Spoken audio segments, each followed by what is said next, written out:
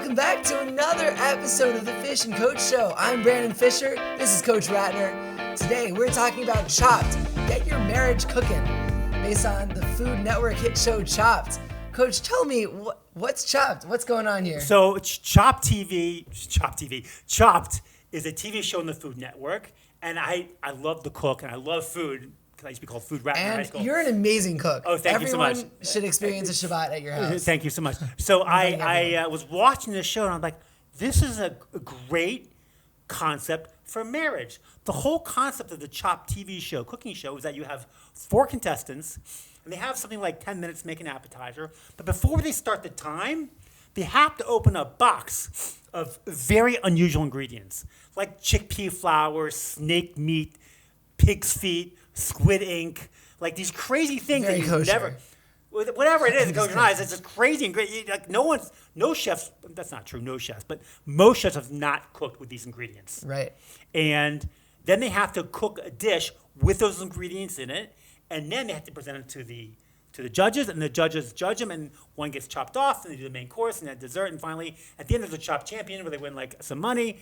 And the whole idea is that when we go into marriage, we have our own box full of unusual ingredients, except they might be like anger or envy, or they might be, hard to communicate with. They might be hard. We might have emotional blocks up that we don't connect to people emotionally. We all have some sort of issues. Everybody. We do, and we're very aware of the other persons. And we become aware of the other persons, but we usually don't know about them until you're a few years in the marriage. And your own box full of stuff you might not be aware, especially if you get married young in your 20s.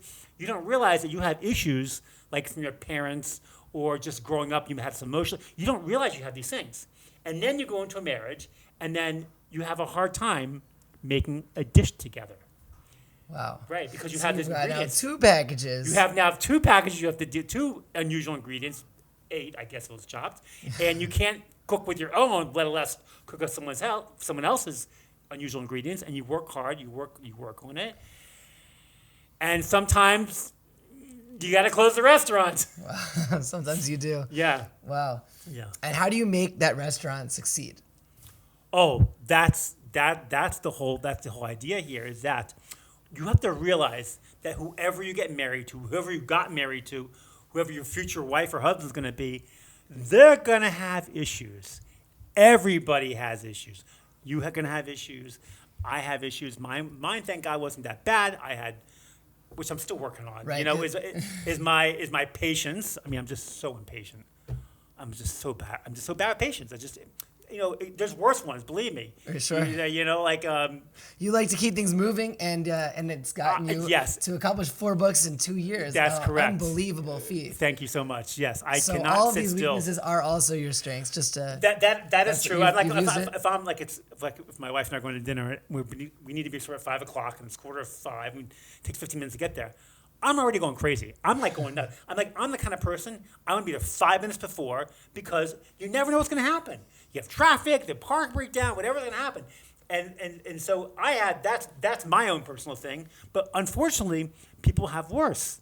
In a lot of marriages, it's about people don't communicate well. They block selfishness, anger. They block themselves emotionally. And you don't realize this when you're getting married. And so the Chopped TV show is just like marriage. So it says, here you go, and you didn't know this, but presenting all of your worst attributes. Right, that's fine. Welcome to The Price is Right. You're gonna win envy, right? So you asked me about how do you solve this issue, and the issue is that when you get married or when you got married, there's a reason why you married somebody, and guess what happens? You forget why, and then you start focusing on those unusual ingredients. So, love, it's like you have to know what the definition of love is, which we're going to have another podcast about definition of love and definition of marriage. But definition of love is the emotional pleasure you feel when you focus on someone's virtues. So when you met somebody, they made you laugh, they made you feel good about themselves. There's something about them that you loved. And then you decided, I'm going to marry this person. But what happened to those being funny? What happened to them making you feel good? Did that disappear? It didn't disappear. You know what happened?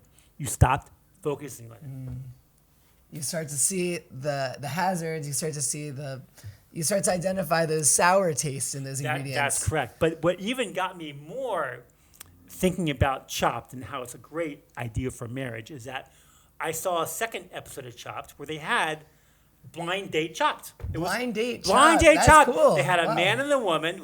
I'd say man and woman because it could have been two men, whatever.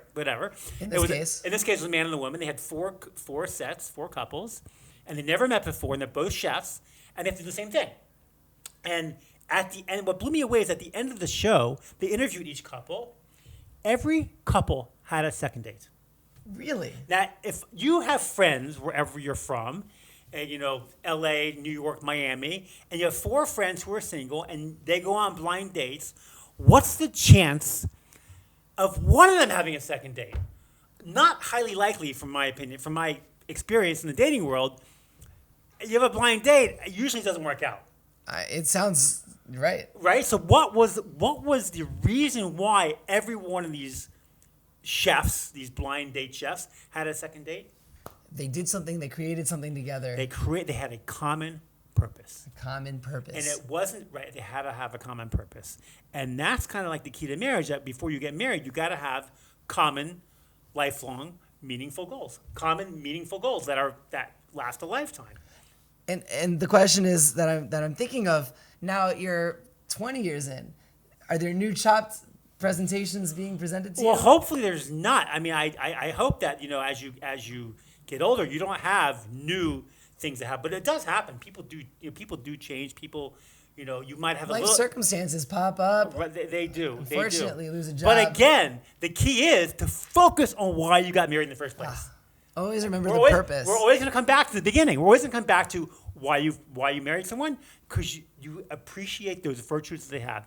It's focusing on those virtues, and we're going to keep coming back. Oh, this person now doesn't do their share of the work. They don't clean. They throw their underwear on the ground. They're emotionally disconnected from me. Well, guess what? Before you got married, they're emotionally disconnected from you. You just didn't see it. You just couldn't see it. But there's a reason why you married them. Wow. What was that reason? You have to go back to that reason.